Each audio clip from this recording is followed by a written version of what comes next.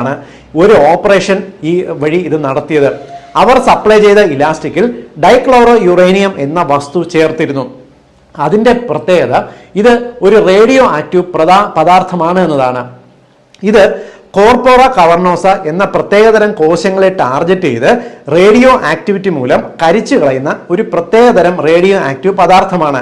ചില പ്രത്യേകതരം ക്യാൻസർ കോശങ്ങളിൽ ക്യാൻസർ ബാധിച്ച കോശങ്ങളെ കരിക്കാൻ ഉപയോഗിക്കുന്ന മരുന്ന് നിർമ്മിക്കാൻ വേണ്ടി വികസിപ്പിച്ചെടുത്തതാണ് ഈ രാസവസ്തു. ഈ ഇലാസ്റ്റിക് കൊണ്ടുണ്ടാക്കിയ അടിവസ്ത്രം ധരിച്ച ഹമാസ് ഹിസ്ബുള്ള ആളുകളുടെ കോർപ്പോറ കവർണോസ പുരുഷലിംഗത്തിൽ ഇത്തരം കോശങ്ങൾ ധാരാളമായി കാണപ്പെടുന്നു.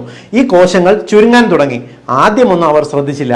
എങ്കിലും 6 മാസം കൊണ്ട് മിക്ക ഹമാസ് ഹിസ്ബുള്ള പുരുഷന്മാരുടെയും ലിംഗം ചുരുങ്ങി ഇപ്പോൾ ഒരു ഉണക്ക കാന്താരി മുളകിന്റെ വലിപ്പം മാത്രമായി. അത്രയ്ക്ക് ക്രൂരമാണ് മൊസാദിന്റെ പകവീട്ടൽ. ഇനി എങ്ങനെ വിശ്വസിച്ച് അടിവസ്ത്രങ്ങൾ വാങ്ങി ഉപയോഗിക്കും?